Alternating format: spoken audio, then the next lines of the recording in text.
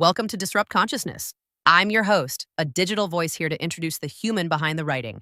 This week, Roel Smelt, pronounced Roel Smelt, published an essay that could change how you think about the future of energy in Europe. The title?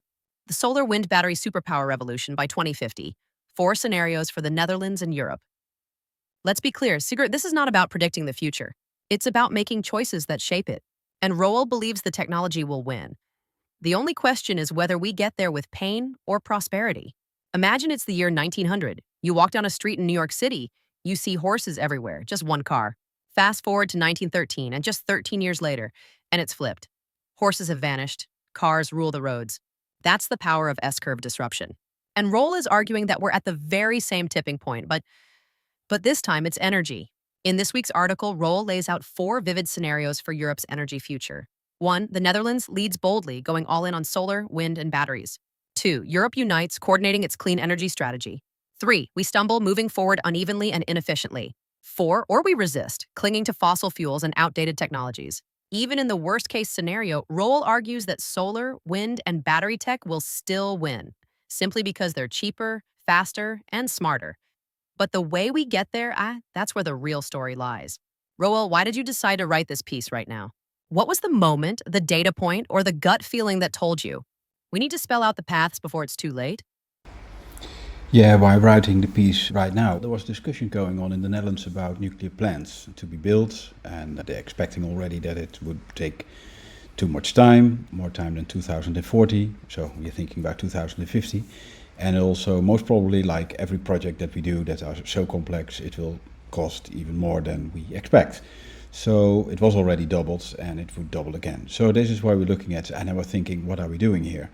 And the other discussion that was going on in the Netherlands was about TenneT, and TenneT was talking about up to 2030 we are fine, but after 2030 we don't know if we can survive, that we can deliver the electricity. And I thought, that's a stupid idea. We can buy batteries if we want to, and we can put them in strategic places and it will be fine. So that was my take on it, and I thought, now we have to write this article. You describe a scenario where the Netherlands leads the way, builds over capacity, and ends up with a surplus of clean energy. What does that future feel like to you as a citizen? Is it hopeful? Is it urgent? Is it obvious? I do live in the Netherlands, so this is a country that's at my heart. What would it be for me? It would be, it's a big opportunity that we can go for if we really now dive into the solar wind battery storyline, and we really would invite Tony Seba to the government and explain what he thinks and how he has thought about it and all the research that he's done. Then everybody would know that it's very smart to do, and forget all the discussions about nuclear plants, forget about switching those old gas turbines longer on. Just go for solar, wind and batteries. We have a great possibility here, and we would make our energy costs for our citizens and for industry cheaper than the countries around us. So we will attract more industries to our country, and we would lead in Europe. We would show this is what can happen to you as well. So I think it's for a country that can build dikes. It's a wonderful opportunity to go in that direction. And if we would have done that, and I would look back in 2050 to this year, I would say that that's a great opportunity that we grabbed at that moment.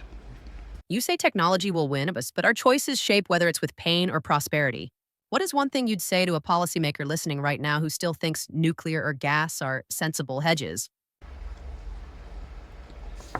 So the idea is here that technology will win anyway, because solar, wind and batteries is the best solution out there, is the cheapest, not only the best, the cheapest, so it will win by far.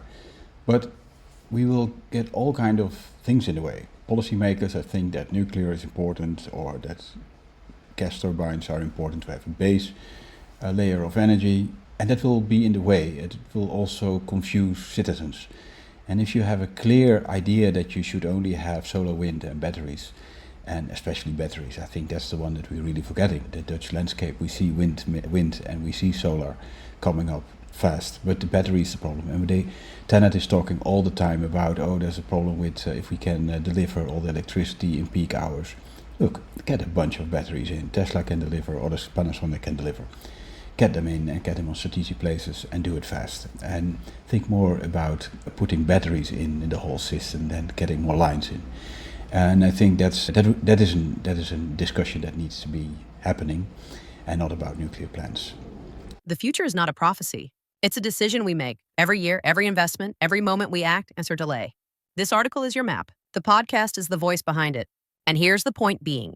The solar wind battery superpower will happen with or without policymakers.